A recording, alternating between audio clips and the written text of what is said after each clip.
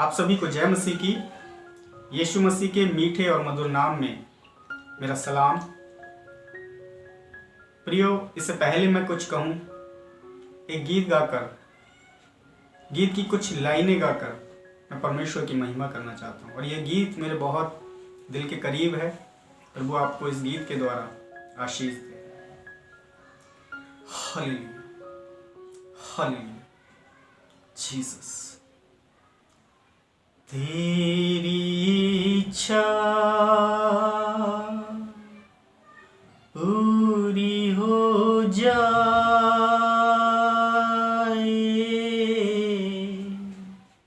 हाथों में तेरे जीवन ये है। तेरी इच्छा पूरी हो जाए, हाथों में तेरे जीवन ये है। मैं मिट्टी हूँ, तू है कुम्हार, मुझको उठा, मुझको बना।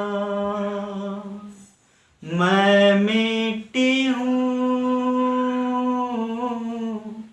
तू है कुम्हार, मुझको उठा, मुझको बना। अपनी मर्जी पर मैं चलता रहा,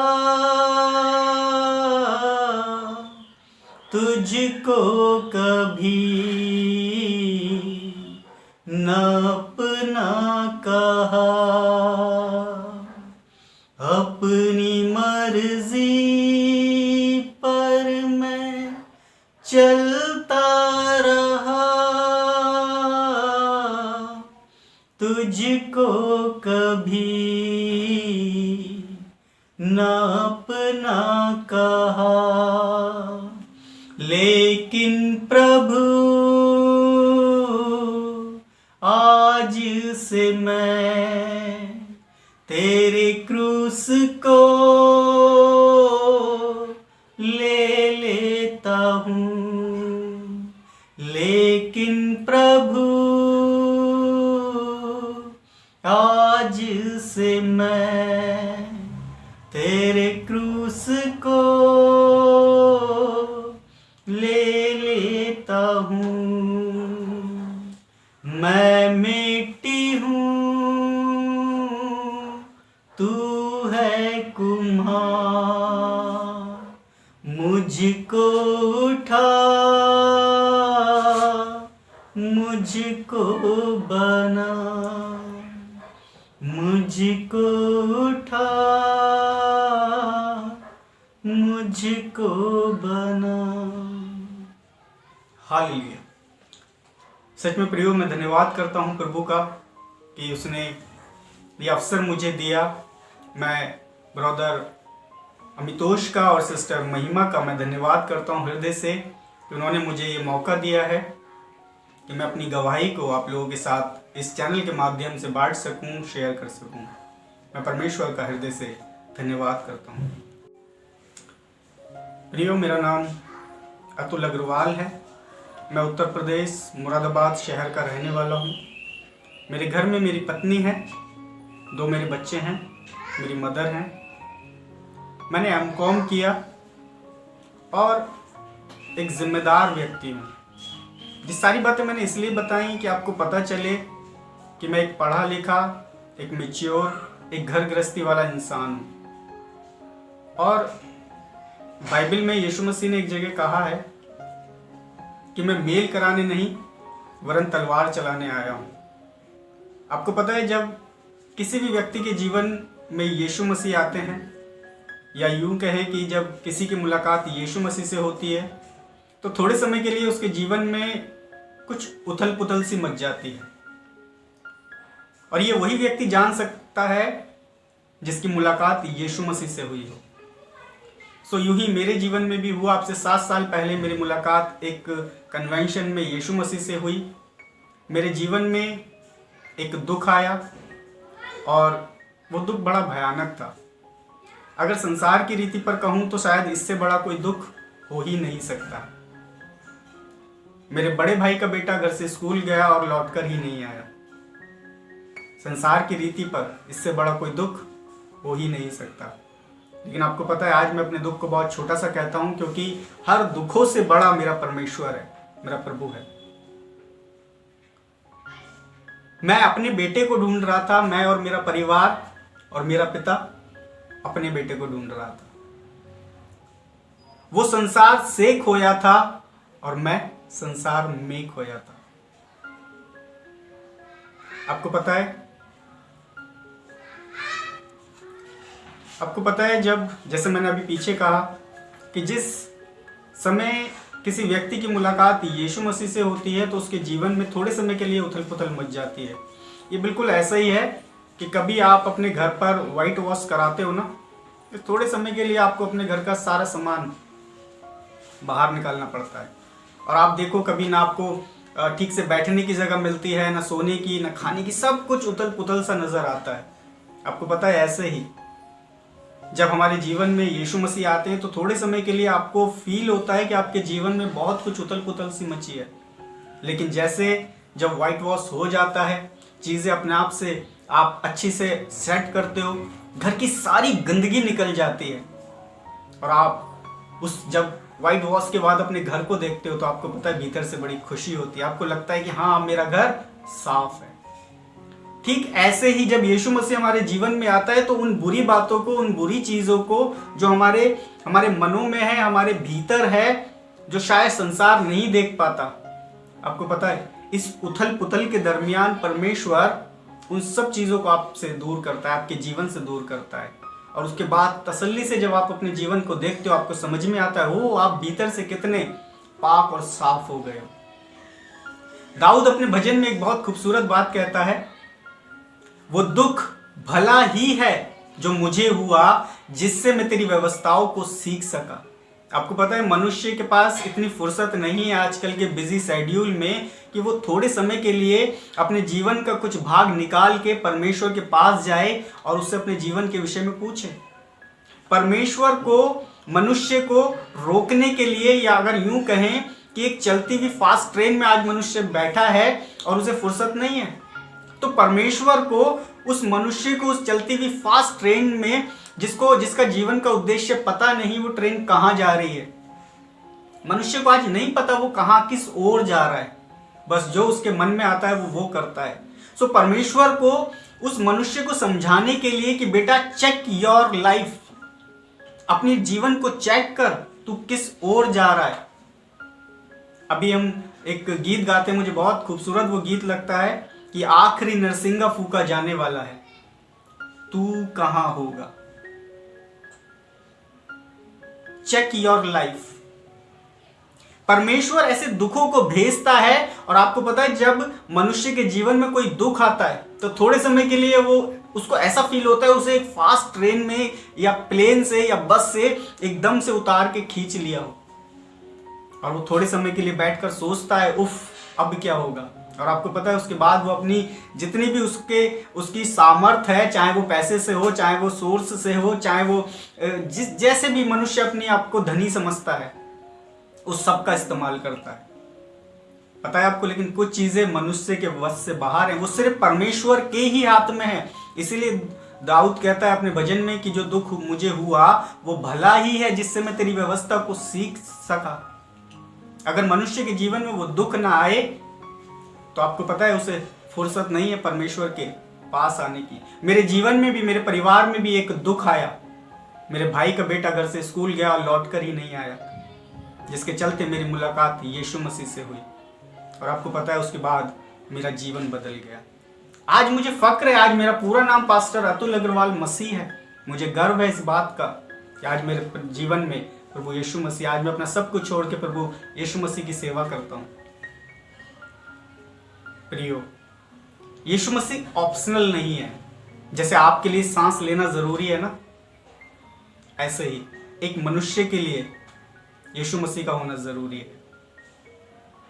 कितने लोग विश्वास करते हैं कि यीशु मसीह स्वर्ग में रहता है? मैं समझता हूं सभी विश्वास करते हैं, मैं भी विश्वास करता हूं, लेकिन आपको एक भेद की बात बताता हूं, यीशु मसीह स्वर्ग में नहीं रहते। आप सोच रहे होंगे, अरे भैया ये क्या कह रहे हो आप? यस, यीशु मसीह स्वर्ग में नहीं रहते, वरन जिस जगह यीशु मसीह रहते हैं वो जगह स्वर्ग बन जाती है। पता है आपको, कुछ लोग विश्वास करते हैं कि स्वर्ग और नरक किसी पृथ्वी पर है। अगर आपका जीवन यीशु मसीह में है, आपने अपने जीवन को यीशु मसीह के हवाले किया है, तो आपको इस पृथ्वी पर भी सुख की अनुभूति होगी। पता है आपको नरक में क्या चीज नहीं है? बस यीशु मसीह। इसीलिए वहां इतनी चिल्लम चिल्ला मची हुई है, लोग चीख रहे हैं, चिल्ला रहे हैं। ऐसे बहुत सारे लोग हैं जिन्होंने नरक का भी दर्शन पाया और स्वर्ग का भी दर्शन पाया, ये दिखाने के लिए कि जब मनुष्य अपनी उस आखिरी अवस्था में पहुंचता है जिसका नाम मृत्यु है, तो सिर्फ दो ही दरवाजे खुलेंगे, आप नरक या स्वर्ग। ये इसी जन्म में हमें तय करना है। बाइबल हमें बताती है कि एक बार जीवन मिलता है और एक बार मरना, और उसके बाद न्याय का होना नियुक्त है। ऐसा नहीं है कि हमें बहुत सारे जन्म मिलेंगे कि ठीक है इस बार इस जन्म में नहीं किया, अगले वाले जन्म में कर लेंगे। नो नो नो, बाइबल ऐसा नहीं कहती। बाइबल कहती है सिर्फ एक बार जीवन मिलता है, उसके बाद मरना, और फिर न्याय का होना फिक्स है, नियुक्त है। मुझे इसी जीवन में डिसाइड करना पड़ेगा। आपको पता है नरक में क्या चीज नहीं है? क्यों इतनी प्रॉब्लम्स हैं? क्यों इतना रोना पीटना, दांतों का पीसना है वहां पर? क्योंकि वहां पर यीशु मसीह नहीं है।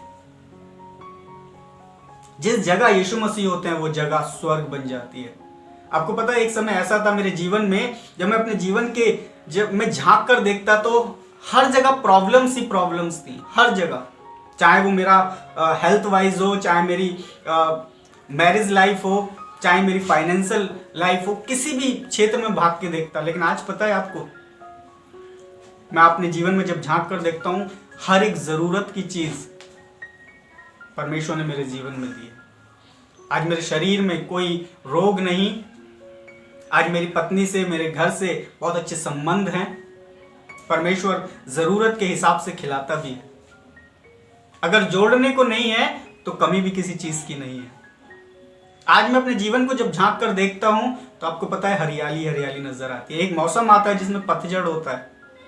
एक समय मेरा जीवन ऐसे था, जब मैं अपने जीवन में झांक कर देखता था तो उस समय पतझड़ था। लेकिन आज जब मैं अपने जीवन में झांक कर देखता हूं तो एक मौसम आता है जो सावन का होता है। आज मेरे जीवन में परमेश्वर ने हर एक भली वस्तु दी। सो प्रियो, यीशु मसीह ऑप्शनल नहीं है। पता है, धन्य है वो व्यक्ति, बाइबल हमें बताती है, क्या ही धन्य है वो पुरुष जिसे तू चुनकर समीप आने देता है। और ये मेरी इच्छा नहीं है, ये संसार की इच्छा नहीं है, वरन ये परमेश्वर का दान है। क्योंकि बाइबल हमें बताती है कि कोई उसके पास नहीं आ सकता जब तक पिता परमेश्वर खींच ना ले। मैं परमेश्वर का धन्यवाद करता हूं कि आज मैं प्रभु के पीछे चलता हूं। प्रभु की दया, प्रभु का अनुग्रह मुझ पर है। परमेश्वर आप सभी को आशीष दे। प्रियो, कुछ वचन से मैं आपसे बात करना चाहता हूं। आपको मालूम है यीशु मसीह का जो वचन है वो व्यवहारिक है। व्यवहारिक मीन्स वो चीजें जो आप दिन भर में इस्तेमाल करते हो, जो आप दिन में 50 बार आपके सामने आती हैं, व्यवहारिक। कुछ लोग यीशु मसीह को उस समय याद करते हैं, उस समय उससे प्रार्थना करते हैं जिस समय उनके जीवन में कोई प्रॉब्लम्स होती है ना। एक परमेश्वर के सेवक एक बहुत खूबसूरत बात कहते हैं कि जब आप कभी किसी कार में जा रहे होते हो ना, कई बार पंक्चर हो जाता है तो स्टेपनी होती है कार के अंदर। पहले स्कूटर में भी आती थी, आजकल नहीं आती। और जब किसी स्कूटर में या कार में पंक्चर हो जाता है तो आप स्टेपनी का इस्तेमाल करते हो। यानी कि प्रॉब्लम्स के वक्त एक स्पेयर व्हील आपके पास होता है जिसको आप लगाते हो और आगे बढ़ जाते हो। लेकिन आपको पता है यीशु मसीह आपके जीवन का स्टेपनी व्हील नहीं है, स्टीयरिंग व्हील है। हालेलुया। वो स्टेपनी व्हील नहीं है वरन स्टीयरिंग व्हील है, जिसके बिना गाड़ी नहीं चल सकती। यीशु मसीह के बिना आपके जीवन की गाड़ी नहीं चल सकती।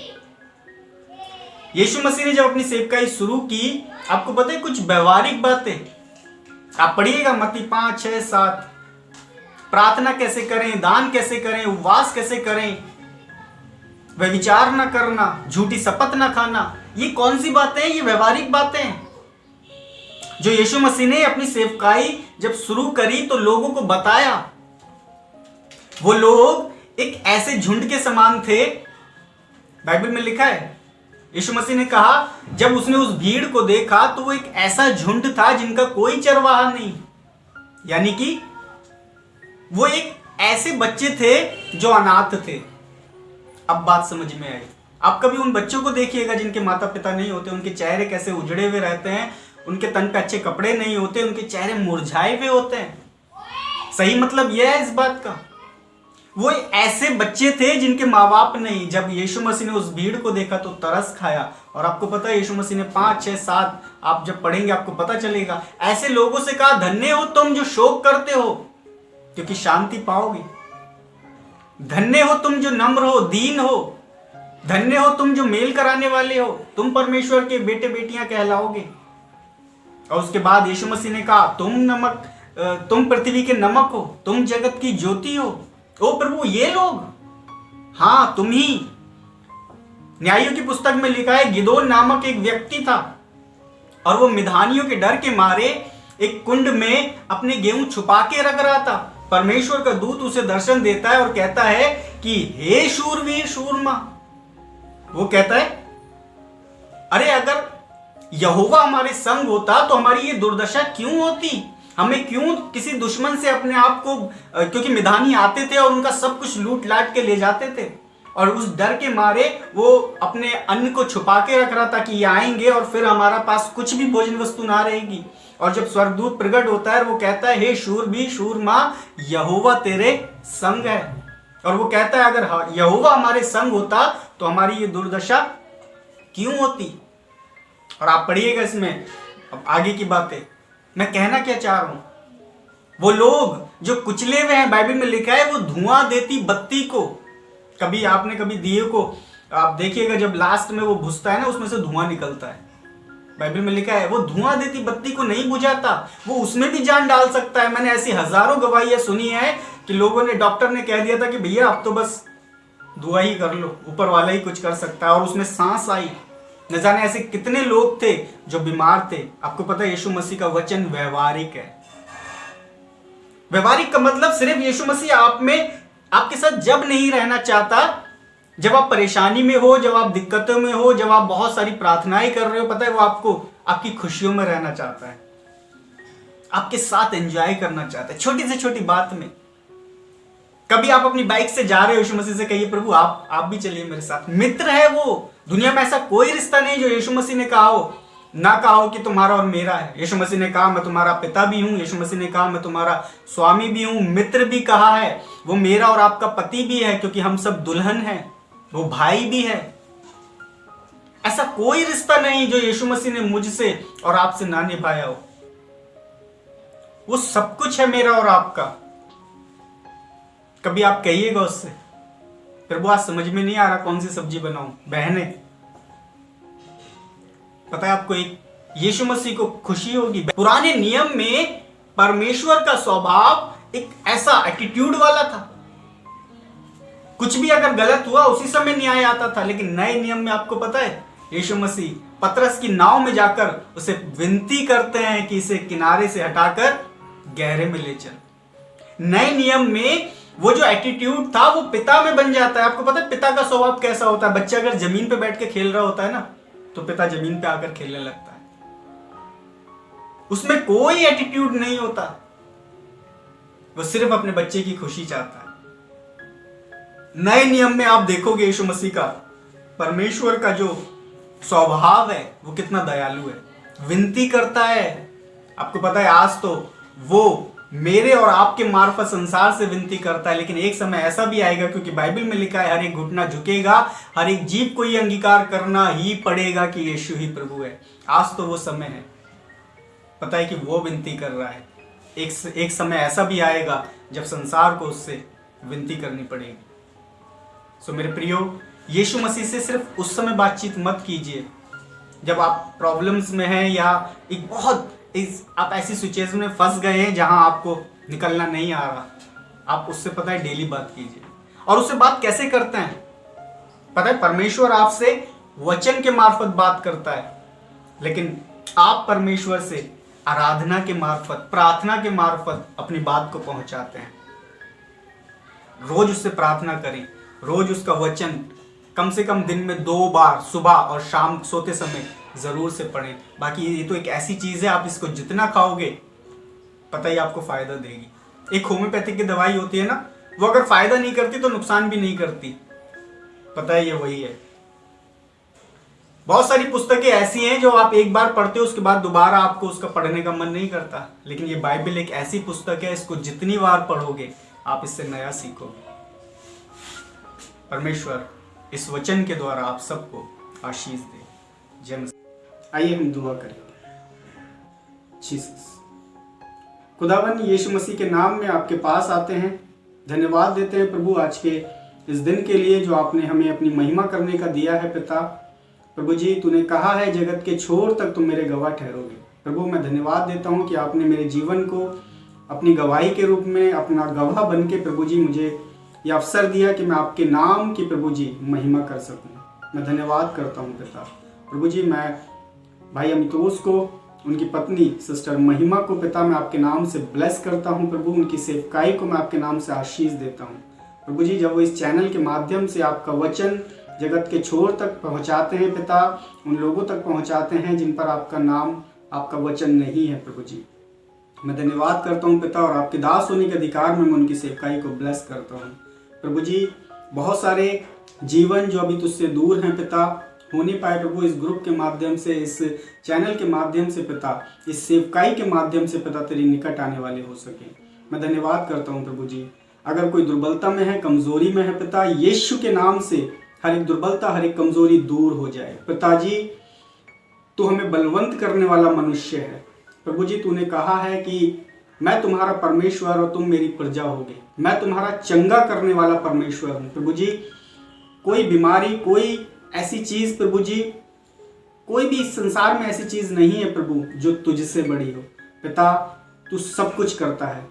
प्रभु तेरा वचन कहता है मनुष्यों से जो नहीं हो सकता वो तुझसे हो सकता है, क्योंकि परमेश्वर से सब कुछ हो सकता है। प्रभु जी, उन लोगों को प्रभु जो बीमारी में है, जो परेशानी में है, किसी भी तरह की पिता, यीशु मसीह मेरी प्रार्थना है कि जब इस चैनल के माध्यम से पिता उन्होंने तेरे वचनों को सुना है प्रभु, इस चैनल के माध्यम से वो तुझसे जुड़े हुए हैं पिता, हो नहीं पाए प्रभु जी कि उनके जीवन में हर एक बीमारी, हर एक कमजोरी, हर एक दुर्बलता प्रभु दूर होने पाए। पिता, मैं इसी समय हुक्म देता हूँ उनकी उन प्रॉब्लम्स को जिनमें वो घिरे हुए हैं प्रभु जी, तेरे नाम से वो चंगे होने पाए। मैं धन्यवाद करता हूँ पिता, मैं धन्यवाद करता हूँ। एक बार फिर से पिता मैं भाई अमितोष को और सिस्टर महिमा को पिता आपके नाम से ब्लेस करता हूँ। उनके घर परिवार को पिता आपके नाम से मैं ब्लेस करता हूँ प्रभु जी। ठहरने वाली आशीष और कल्याण मसीह यीशु के नाम में बोलता हूँ, आमीन।